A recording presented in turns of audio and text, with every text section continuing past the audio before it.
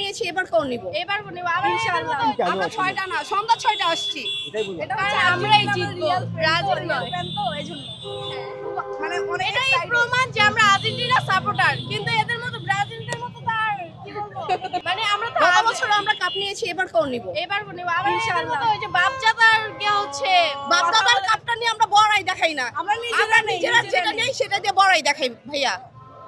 আমরা বাপের হোটেলে চলি না তো, আমরা নিজের হোটেলেই চলি। আচ্ছা, আজকের ম্যাচে আপনাদের প্রত্যাশা কি?